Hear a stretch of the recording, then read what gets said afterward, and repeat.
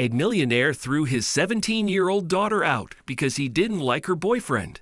After a few years, he hired a private detective and discovered she lived in a tent under a bridge. But something surprising happened when he rushed to her help. Before we continue, please take some time to subscribe to Dailydose, like and share this video with your friends. It might brighten their day and inspire them to do good. Also keep watching because an important lesson awaits at the end of the video. I won't need your services anymore. Mr. Cornell, Christian said to the private detective on the phone. The man had sent him an email with pictures of his daughter Victoria's wedding to her boyfriend, Nathan. Christian didn't want to know anything else. He had wanted so much more for his daughter, and she had wasted it. A few years ago, when Victoria was 17, he told her to break up with Nathan. He came from a bad family and was in a band. He was everything Christian hated, but Victoria wouldn't do it. So he gave her a choice. You either break up with him or you leave my house forever, young lady. He yelled at the time. Fine. She shouted back and packed her things. Christian was sure she would be back because she had grown up with all the luxuries his money could buy, but Victoria didn't return. Therefore, Christian hired Mr. Cornell to keep tabs on her. But he was done. She had gotten married at only 18. Her life was over in his eyes. Thank you for your work, Mr. Cornell. Goodbye, Christian said and hung up the phone. He took off his reading glasses and massaged the bridge of his nose to clear his headache. He lamented, "Oh, Victoria, your life was supposed to be so much more." 5 years later, Christian woke up one day after a bad dream and called Mr. Cornell again. He had no idea where or what his daughter was doing, so he had to hire his PI again and wait for information. She wouldn't have moved from Hartford, right? He wondered to himself and hoped so. A few days later, Mr. Cornell called him, and his voice sounded desperate. "Mr. Astor, I have some distressing news to tell you. I found your daughter, but what?" Christian yelled exasperated to the phone. "Spit it out, man. I found her living in a tent under a bridge with her 2 children," the PI revealed. "And as far as I can tell right now, her husband lives in a nice house that they bought together 3 years ago." "Wait." The millionaire yelled once again. "Tell me everything." Mr. Cornell relayed the information, and Christian rushed to his car, driving as fast as possible to get to his daughter. During the entire drive, he lamented himself, as he knew something like this would happen if his daughter married someone like Nathan.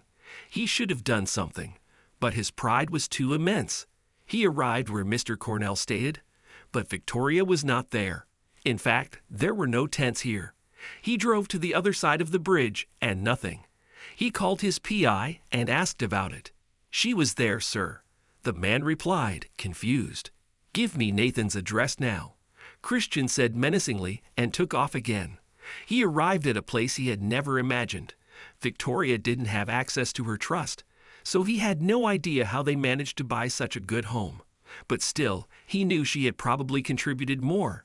And this loser had thrown her and his grandkids out to the cold. And now they had disappeared. Nathan is going to pay, Christian thought, slamming his car door and banging on the front door. "Come out. Nathan, come out immediately. Where's my daughter? Where are my grandkids? Come face me, you coward." He yelled as his fist pounded and echoed in the peaceful Connecticut neighborhood. The door opened suddenly, but Nathan was not there. It was Victoria. "Oh, thank God," Christian said and hugged her without thinking.